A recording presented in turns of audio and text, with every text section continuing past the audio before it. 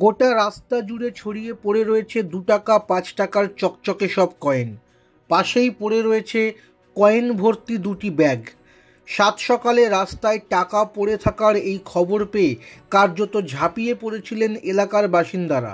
রাস্তা থেকে টপাটপ কয়েন কুড়িয়ে যে যার ঝুলিতে ভরছিলেন।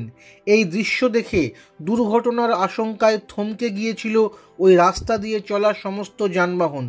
মুহূর্তের মধ্যে যানজট তৈরি হয়ে যায় গোটা এলাকায়। শুক্রবার সাত সকালে এই ঘটনা ঘটেছে হাওড়ার কোনা এক্সপ্রেসওয়ের উনসানি আন্ডারপাসে। হাওড়া সিটি পুলিশ সূত্রে জানা গিয়েছে, এদিন সকাল 6:30 নাগাদ কলকাতাগামী একটি দূরপাল্লার বাসের ছাদ থেকে 2টি বস্তা কোনোভাবে পড়ে যায় উনসানি আন্ডারপাসের রাস্তায়। একটি বস্তা ফেটে গিয়ে শয়ে শয়ে কয়েন ছড়িয়ে পড়ে রাস্তায়। সেই খবর মুহূর্তের মধ্যে ছড়িয়ে যায় রাস্তার পাশের বস্তিতে। সেখান থেকে লোকজন ছুটে এসে দ্রুতগামী যানবাহনের পরোয়া না করেই কয়েন কুড়োতে শুরু করেন, যার ফলে থমকে যায় যানবাহন। যানজট ছড়িয়ে পড়ে কোনা এক্সপ্রেসওয়ের খেজুরতলা পর্যন্ত।